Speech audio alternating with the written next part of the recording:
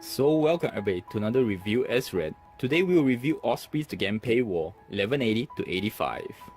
The Gempei War is a war that can be argued to set the traditions of Japan more so than any other war or campaign, as many of the traditions of the samurai till before the Tokugawa shogunate were inspired from anecdotes from the Heike Monogatari, or rather the story of the Gempei War.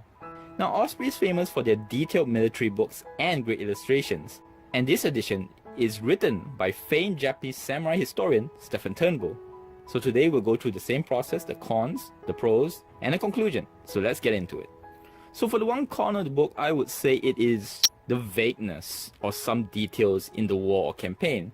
But this is not really the book's fault, for the Heike Monogatari, or rather the main source of the story, had become more of a legendary tale rather than a historical retelling of the facts. But that being said, what Stephen Turnbull has done with archaeology and looking at the locations and matching with other documents is to find what is possibly and highly likely facts about the war and campaign, and still definitely worth a read.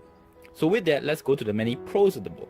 Firstly, the book again focuses on mostly the overarching view of the war, due to again the lack of details in some cases.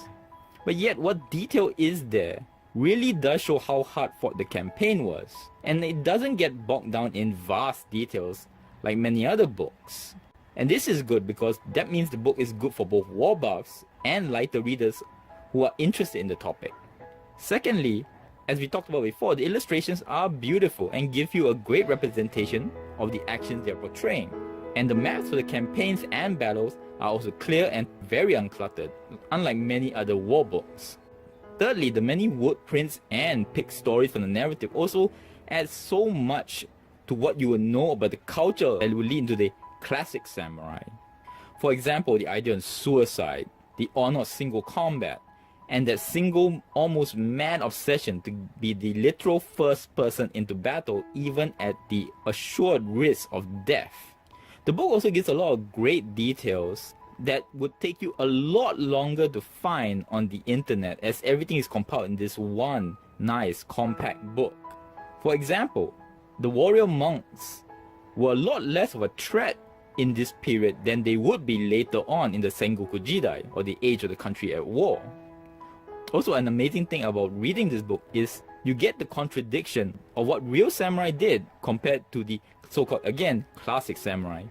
There are many stories being told from this war of people who did very unhonorable things, such as one story where a samurai literally killed the person who was a famous samurai for his head after the person had allowed his surrender.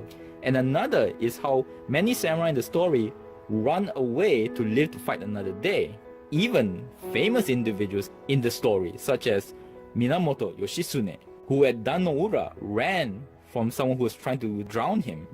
And other fascinating details are, for example, how all the clans were divided into basically Taira and Minamoto, when actually many of them had individual surnames, such as the Ashikaga, who would one day become shoguns themselves.